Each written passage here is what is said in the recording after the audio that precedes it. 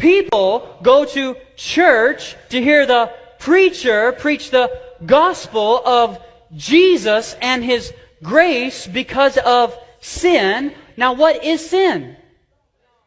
The transgression of the law, according to 1 John 3 and 4. So sin is the transgression of the law. But modern Christianity tells us that the law has been done away with, it's been nailed to the cross, we don't need it anymore. So, law, modern Christianity says we don't need you anymore, brother, you can go sit down. So now, the people go to church to hear the preacher preach the gospel of Jesus and His grace because of what?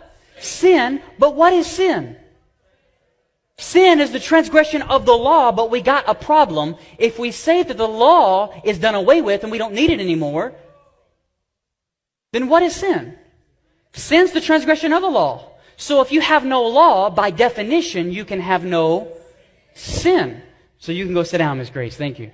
All right, so now let's do it again. The people go to church to hear the preacher preach the gospel of Jesus and His grace because of what? Because of sin, right? We fell into sin. We needed God's grace.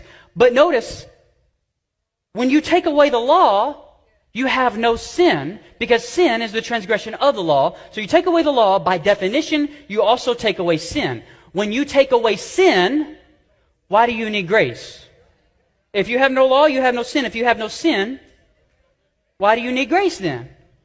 So brother, thank you. You can go sit down.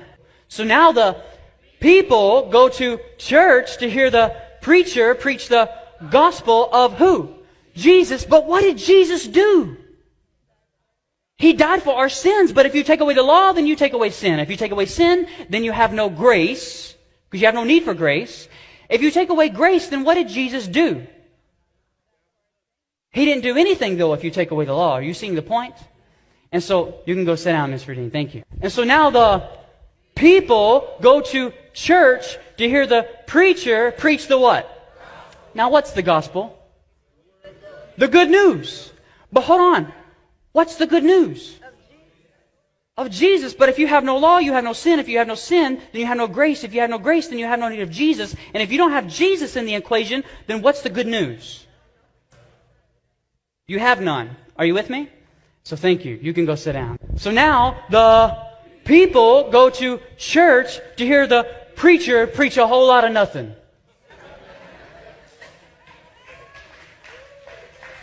Are you with me? Hey, just feel good messages. All right, now we're going to get to the reading of the letters.